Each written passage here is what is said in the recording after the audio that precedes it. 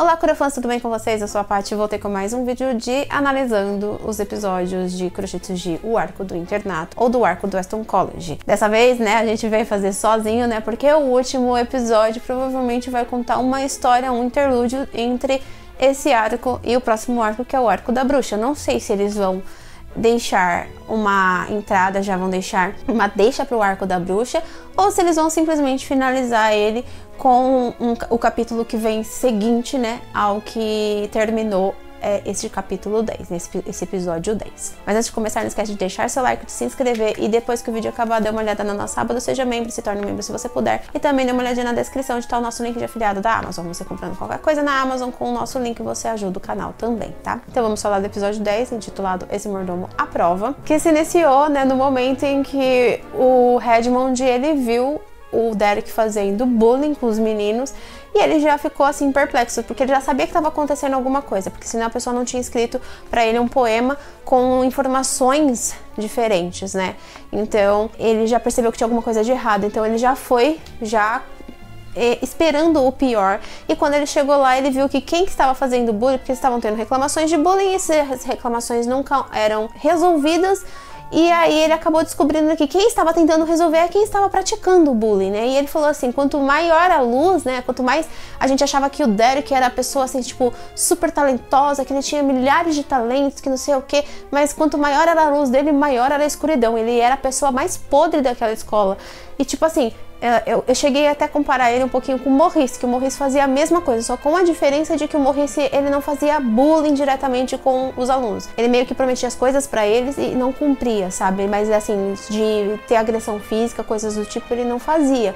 Mas assim como o Morris e o Derek também, ele se aproveitava dos talentos das outras pessoas pra fazer as suas coisas e ficar com o crédito. Só que tinha um porém, o Derek, ele tinha todo esse comportamento, só que por que ele fazia isso? Porque ele era parte da realeza, né, tipo, parente da realeza. Então ele achava que podia tudo, como o pai dele fazia doações pra escola, tipo, regularmente. Como ele era muito rico, né, porque só os mais ricos vão pra Casa Vermelha, ele achava que ele podia fazer de tudo e ele se achava no direito de ficar judiando dos alunos para poder fazer com que eles fizessem as coisas para eles, para poder usurpar o talento deles e tudo mais. E aí eles descobriram que, além de tudo, ele estava em conluio com o vice-diretor, tá?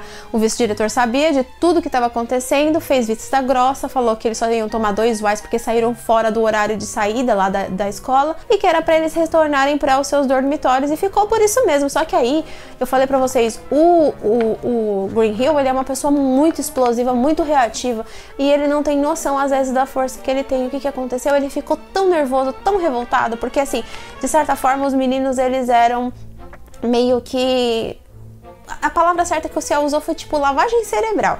Então eles estudavam naquela escola e para eles as regras da escola, toda aquela tradição que a escola tinha, era maior do que qualquer coisa, né? E eles não podiam deixar as pessoas estragarem isso, até porque o próprio Derek falou assim que o ano que vem ele ia se tornar monitor, e eles ficaram pensando, puxa, se esse cara se tornar monitor o ano que vem, o que vai ser dessa escola, né? Então o que aconteceu? O Green Hill, não sei porque que ele anda com aquele bastão na mão, foi lá e cacetou a cabeça do Derek, numa tentativa de tipo, mano, não vou permitir que uma pessoa tão suja e tão assim, sabe, como você se torne o próximo monitor. E aí ele acertou a cabeça do Derek. Aí a gente sabe que ele acertou a cabeça dos outros meninos também, porque depois, mais pra frente, quando a gente tem lá a aparição dos zumbis, os meninos também aparecem, e aí a gente sabe que eles morreram também. E aí uma coisa que não mostrou no anime, pelo menos eu não reparei, se mostrou, vocês me corrijam se eu estou errada.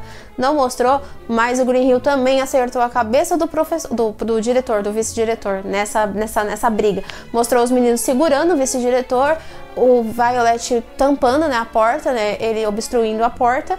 E o Green Hill acertou a cabeça do Derek, depois acertou provavelmente dos meninos, e foi um massacre ali naquela sala, né? E aí, por isso que eu fiquei achando estranho, né? Porque eles em nenhum momento acharam estranho o próprio vice-diretor estar ali, porque aqui no mangá, eu vou mostrar pra vocês, ele acerta a cabeça do vice-diretor. Então eles sabiam que o vice-diretor também estava morto. Ou seja, eles sabiam desse negócio, né? Depois que o Redmond entrou em contato com o tio dele, que ele falou assim, não, nós 4 somos responsáveis, nós 4 somos os monitores, então você não fez isso sozinho. Se a gente deixar o Green Hill ele vai responder sozinho pelo crime dele. Então a gente vai dar um jeito de encobrir esse negócio, a gente não vai deixar essa história sair daqui do colégio, né? As pessoas não podem saber o que aconteceu aqui, porque senão o nome do colégio vai pra lama, assim, sabe? As tradições do colégio vai pra lama, esse colégio vai ser mal visto e tudo mais. E não, a gente não quer isso. Então o que aconteceu? Eles pegaram e finalizaram o serviço para poder também, tipo, todos sentirem a culpa, né, nos ombros, e falaram assim, agora a gente vai dar um jeito de resolver. Aí eles falaram com o Visconde, né, com o tio do Redmond, ele falou com ele falou com os caras da Aurora Society, aí foram buscar os cadáveres lá, e eles sabiam sim da reanimação, tá, gente? Eles sabiam que os cadáveres poderiam ter sido usados, né, para fazer os experimentos de reanimação.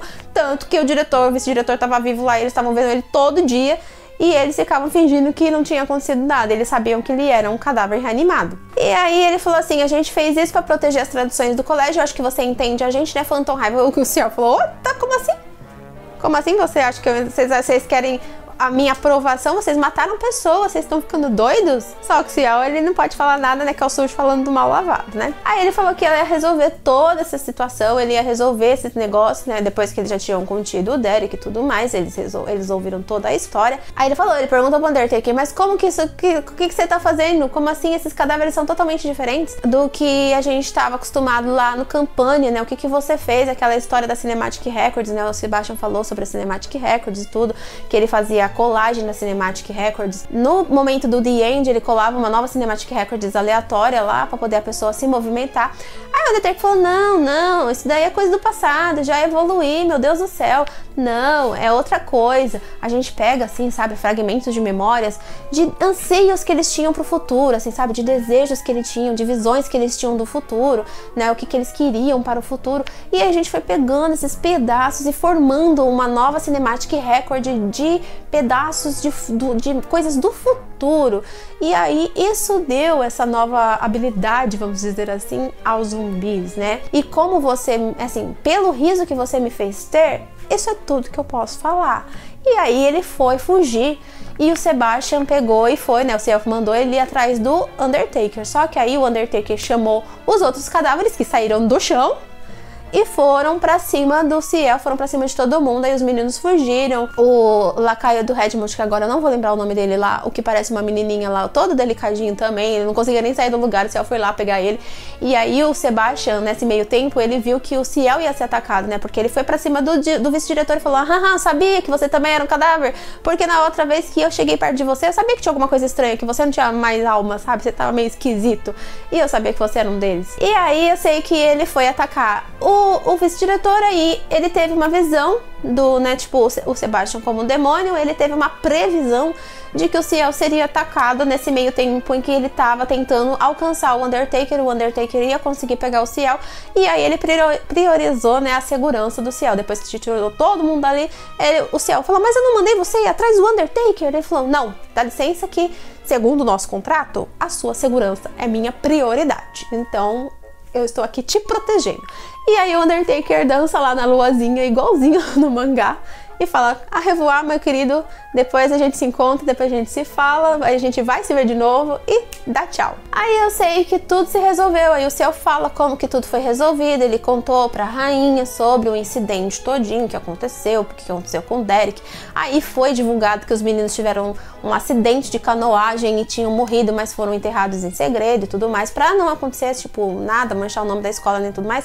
Na escola as pessoas continuaram seus dias, seus estudos normalmente, né? Como se nada tivesse acontecido, né? E aí o Edward mais o Charles Locke e o Clayton viraram os novos monitores, e mais uma pessoa que virou monitor da Casa Vermelha que não mostrou, que também acho que não era relevante nessa época, né? A gente não conhecia a pessoa, ele não tinha tanta relevância no caso. E os meninos foram expulsos da escola, eles foram embora, né? Que pra eles é pior que a morte, né? Eles serem expulsos lá do negócio. E aí ele relatou tudo pra rainha e voltou pra casa dele, né? Ficou tudo de boa. E ele falou, agora vou aqui ficar de boa, né? Descansar um pouco. Ainda o menino tinha mandado uma foto, aquela foto que ele tirou deles com as roupinhas e todo mundo com aquelas roupinhas que eles foram pro barco lá, e mandou o Sebastian queimar. O Sebastian, tá bom, já que você não quer ver.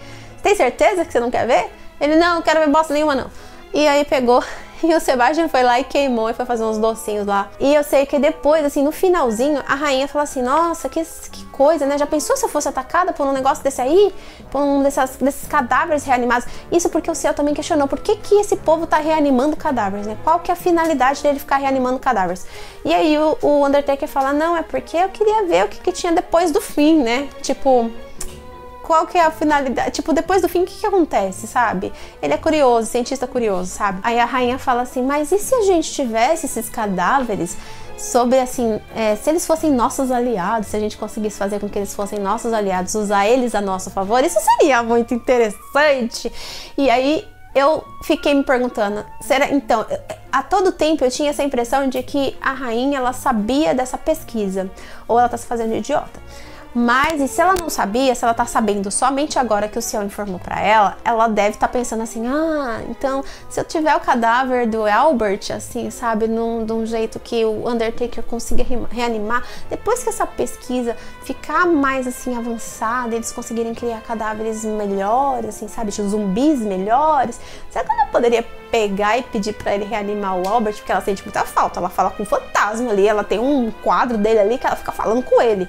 Então ela é toda doida, ela é toda excêntrica, e essa rainha ela é conhecida por sua excentricidade, né? Mas a gente não sabe, né? Pra mim, eu tinha pra mim que ela que tinha pedido pro Undertaker fazer esse tipo de pesquisa, mas se não foi, e se ele tá pesquisando só por causa de curiosidade de saber o que tem depois da morte, gente, essa desculpa não cola. Eu acho que ele tá dando um jeito de reviver os cadáveres, eu acho que ele quer reviver o Vicente, de alguma maneira. Mas ele, como perdeu o corpo dele porque foi carbonizado durante o incêndio da mansão, ele deve estar tentando achar um jeito de trazer ele de volta em outro corpo, talvez, sabe? Mas ele talvez, não sei se ele conseguiu a Cinematic Record dele, não sei se foi o Shinigami que recolheu a Cinematic dele, eu não sei se ele vai pegar na dó do Ciel, né? Ele vai conseguir reanimar o Vicente. Eu não sei, é tudo muita especulação. Sei que o episódio terminou bem aí. O próximo episódio a gente vai ter um capítulo que provavelmente vai adaptar o capítulo 84, né, que é o que vem em seguida, ou 85, desculpa, porque eles adaptaram uma parte do 83 e o 84 nesse episódio. Então o 85 vai contar uma história meio aleatória e nada a ver, mas também vai falar sobre o pingente do Undertaker, sobre aquele pingente com os camafeus.